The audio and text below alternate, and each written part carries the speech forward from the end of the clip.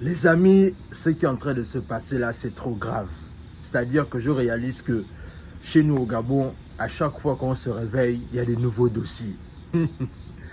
C'est assez terrible. Je ne savais pas qu'un jour je pourrais dire ça pour mon pays, le Gabon, mais là, je réalise qu'à chaque fois que je me réveille, il y a un nouveau dossier en fait.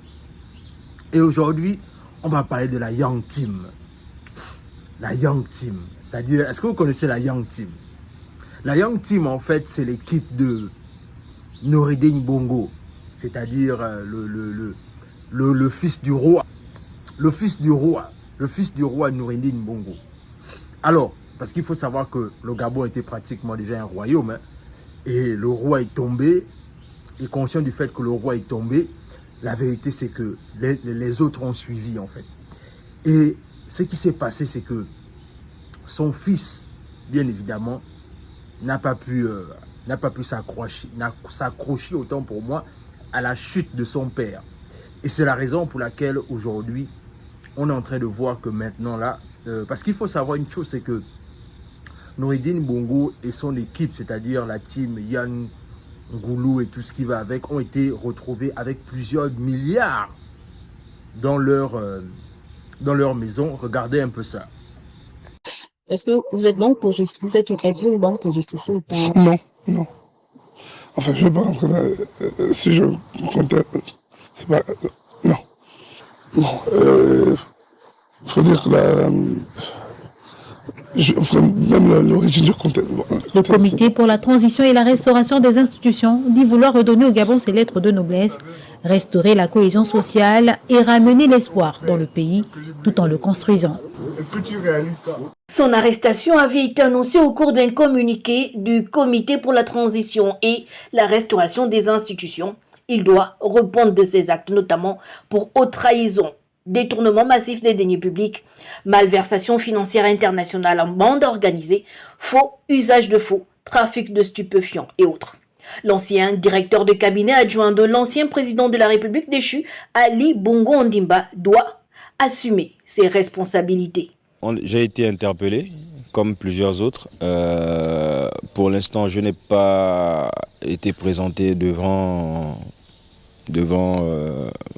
des autorités compétentes ou autres et tout. Mais il fallait qu'on vienne quand même faire une fouille chez moi pour savoir exactement ce qu'il y avait dans la maison, sûrement par rapport à ce qui m'est reproché. Comment justifier les actions passées et même le salaire de l'ancien directeur de cabinet adjoint?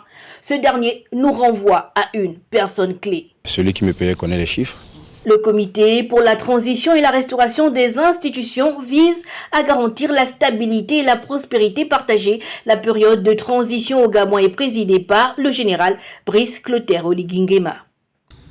Et bien évidemment, ce qui s'est passé, c'est qu'après avoir retrouvé tous ces milliards chez eux, ils ont été arrêtés. Et lorsqu'ils ont été arrêtés, les gens étaient quand même un peu... Il y a eu une forte, vraiment, alors là, une forte joie de la part des populations gabonaises, parce qu'en vérité, ce jeune homme-là avait atteint un niveau là où, en fait, il se croyait tout permis. Et même en vérité, c'est qu'il y a des rumeurs qui disent même qu'il manquait de respect ouvertement au général Oligui quand il était encore l'aide de camp du président Ali Bongo. Et, bien évidemment, quelque temps après, ils ont été entendus du côté du tribunal. Et voilà ce qui est ressorti en fait. À la suite de la proclamation des résultats des élections générales du 26 août 2023 et des événements qui s'en sont suivis, une enquête a été ouverte, aboutissant à l'interpellation des nommés Yann Ghislain Ngoulou, Noureddin Bongo Valentin, Steve Nzego Dieko, Vouranjami Syriac, Oseni Ossa Abdul, Mohamed Ali Saliou, Jessie Ella Ekoga, Zoli Lekibi Perrin, Kim Un, Jordan Camuset, Gisèle Mombo et Moudende Medan Aldegonde, qui ont été déférés au parquet de la République le mardi 19 septembre 2023, soit un total de 12 personnes. 2 personnes ont été mises hors de cause, tandis que 10 ont fait l'objet d'ouverture d'informations judiciaires devant le juge d'instruction qui les a inculpés selon les cas de troubles des opérations d'un collège électoral, contrefaçon et usage des sceaux de la République, contrefaçon et usage d'imprimés officiels d'une institution, falsification de la signature du président de la République,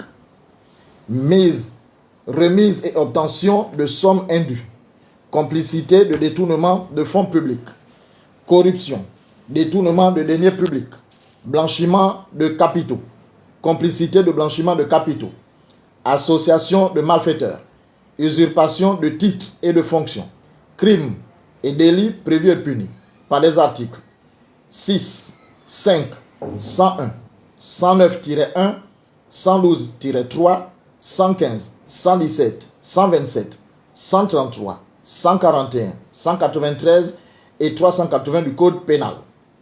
À la suite de ces inculpations, 3 assignations à résidence ont été ordonnées et 7 mandats de dépôt ont été décernés par le juge d'instruction. C'est le lieu de rappeler ici que les enquêtes se poursuivent et pourraient déboucher sur des inculpations supplétives et d'autres interpellations sont en cours. Je vous remercie. Alors, ce qui est ressorti, c'est que le petit va finir au Niouf. Ça, c'est une évidence. C'est que le petit et son équipe vont finir au Niouf, en fait. Et non seulement ils vont finir au Niouf, mais la vérité, c'est que c'était pas évident. Parce qu'on savait une chose, c'est que dans les arcanes du pouvoir, on se disait que est-ce que c'est vraiment vrai que le propriétaire de la Young Team va aller en prison et tout ce qui va avec. Et voilà ce que RFI a confirmé, en fait.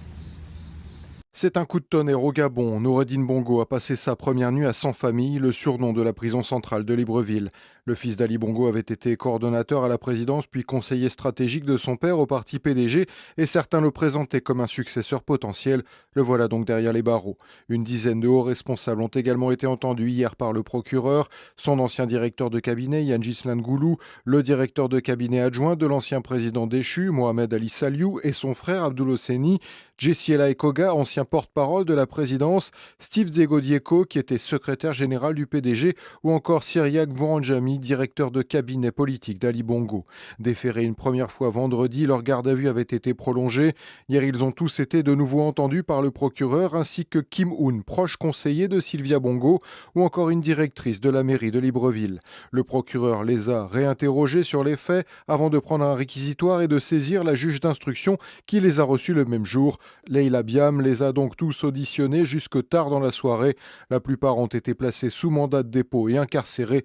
Toutefois, selon une source judiciaire, Steve Zegodieko a lui été assigné à résidence. Et bien évidemment, on sait tous que les dés ont été lancés. Il va aller en prison. Et si ce n'est qu'il a déjà même passé sa première nuit en prison. Mais en vérité, ce que moi je retiens dans cette histoire, qui n'est que le début de plusieurs histoires qu'on va couvrir, c'est que, en vérité, moi je réalise que le général Oligui, c'est quelqu'un, c'est vraiment un militaire chevronné, quoi. Parce que, en fait, c'est quelqu'un, il comprend la nécessité de faire ces choses à son temps, en fait.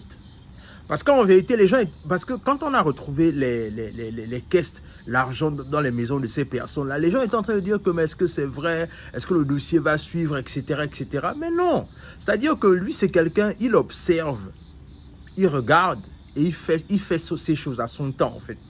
Et quelque part, moi, ce que ça me parle en tant que Gabonais, c'est que en vérité, les choses ont véritablement changé dans notre Gabon. Les choses sont en train de changer encore davantage. Et maintenant, nous les Gabonais, il faudrait que ce changement-là ne doit pas nous surprendre ou encore ne doit pas nous étonner en fait. Mais on doit davantage pousser ce changement.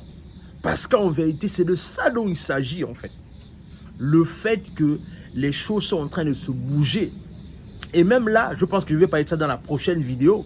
Là où en fait, il y a 2 ministres d'Ali Bongo qui sont sur le viseur actuellement, qui sont vraiment en train de se poser les questions sur leur devenir. Et ça, je pense que je vais parler de ça dans la prochaine vidéo, en fait, pour montrer, en fait, que, en fait, c'est ironique ce qu'il est en train de faire. C'est-à-dire, la majorité des personnes qu'il a invitées dans son investiture, on se disait que non, mais ce sont des gars qui étaient déjà dans son investiture, c'est sûr qu'il ne va pas les poursuivre et tout ce qui va avec. Mais non, non, non, non, non. les mêmes personnes qui étaient dans son investiture, ce sont les mêmes personnes qu'il est en train de poursuivre progressivement en fait. Et en vérité, ce qu'il a commencé à faire, c'est qu'il a mis ces personnes-là sur résidence surveillée. Et certains d'entre eux pensaient que bon, ça ne devait pas aller loin, ça va rester là et puis ça va finir. Mais progressivement, chacun d'entre eux est en train de répondre de leurs actes en fait. Et ça en dit long sur la mentalité de ce monsieur-là en fait. Moi, je pense que comme j'avais dit la dernière fois, observons, soyons patients et regardons comment la CTI, le CTI est en train de travailler en fait. Parce qu'en vérité, il y a beaucoup de choses qui vont nous surprendre. Et dans la prochaine vidéo, je vais parler un peu de 2 ministres qui sont sur le viseur et qui commencent à ne plus avoir le sommeil du juste en fait. Sur ce, abonnez-vous à la chaîne, partagez la vidéo autour de vous, laissez un like, laissez un commentaire. Et en vérité, je ne sais pas pourquoi, mais au fur et à mesure, la fierté d'être Gabonais ne fait que nous habiter de plus en plus. Est-ce que c'est le cas pour toi? On est ensemble.